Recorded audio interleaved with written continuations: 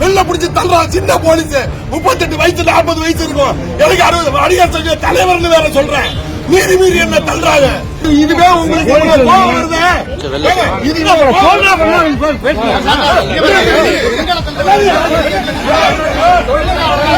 என்ன வச்சுக்கிட்டா ஒரு போலீஸ திருட்டு நகை வாங்கிருங்க புள்ள பிடிக்கிற காரணம் அழைச்சிட்டு போறது ஒண்ணுதான். நீங்க வெளியில அழைச்சிட்டு போய் எங்கள்கிட்ட நகை கேட்கறது ஒண்ணுதான்.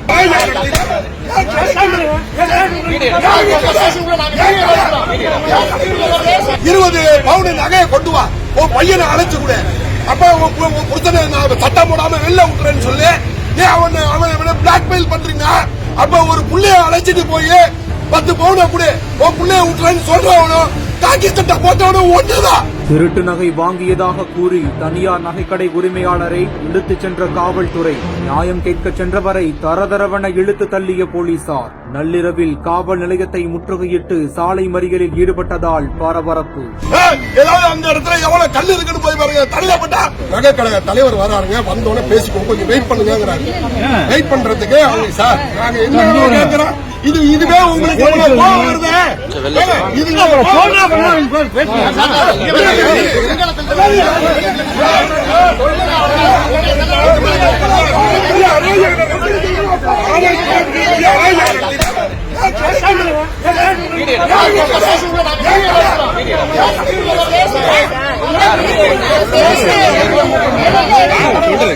தஞ்சாவூர் மாவட்டம் தெற்களங்கம் பகுதியில் சரவணன் என்பவர் சொந்தமாக நகைக்கடை நடத்தி வருவதாக கூறப்படுகிறது.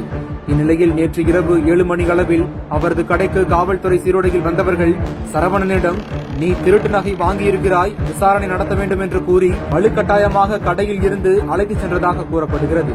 மேலும் இவர்கள் பெரம்பலூர் காவல்துறையினர் என்று கூறப்படுகிறது. தொடர்ந்து சரவணனை காவல் நிலையம் அழைத்துச் செல்லாமல் தஞ்சை மேம்பாலம் அருகில் இருட்டான பகுதியில் வைத்து விசாரணை நடத்தியுள்ளனர்.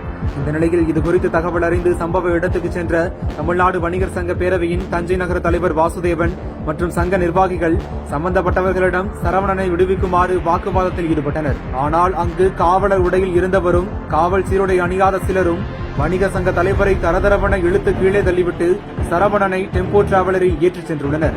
இதனால் ஆத்திரமடைந்த 100க்கும் மேற்பட்ட வணிகர்கள் தஞ்சை தெற்கு காவல் நிலையத்திற்கு வருகை தந்து இதுகுறித்து நடவடிக்கை எடுக்க வலியுறுத்தி காவல் நிலையத்தை முற்றுகையிட்டு திடீரென சாலை மறியலிலும் ஈடுபட்டனர்.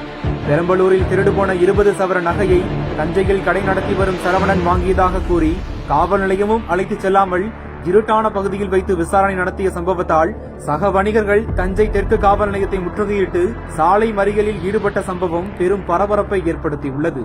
இது ஒரு தரப்பினரின் தகவல்கள் மட்டுமே. மற்றொரு தரப்பினரும் விளக்கம் கொடுத்தால் உண்மை தெரியவரும் என்பதனை இதன் மூலம் தெரிவித்துக் கொள்கிறோம்.